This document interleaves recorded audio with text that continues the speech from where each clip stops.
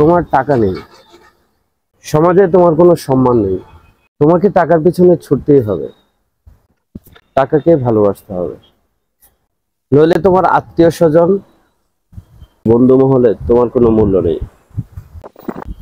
যতই তুমি সুদর্শন হও না কেন, তোমার আসল সৌন্দর্য তোমার ইনকাম।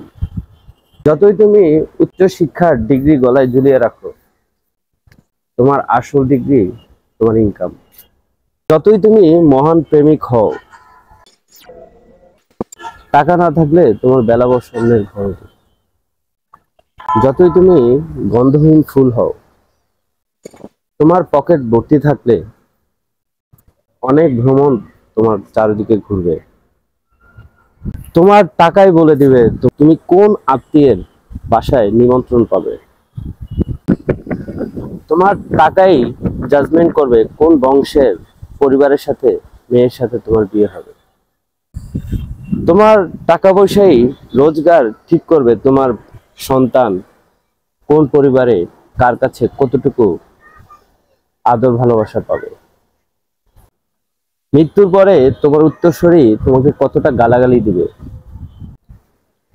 সেটা নির্ভর করছে তোমার জমানো টাকার পরিমাণের উপরে। তুমি জন্মেছ টাকার রোজগারের জন্য, পরিবারে সবার সুখ এবং হাসি কেনার জন্য। তাই তোমার টাকার প্রয়োজন অনেক, অনেক টাকা। তোমার পরিশ্রম, তোমার ঘাম,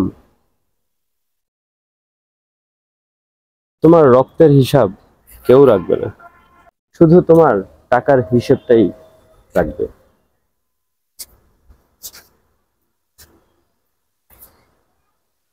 তোমার আবেগ, তোমার খিদে, তোমার চাহিদা, তোমার শখ কেউ বুঝবে না।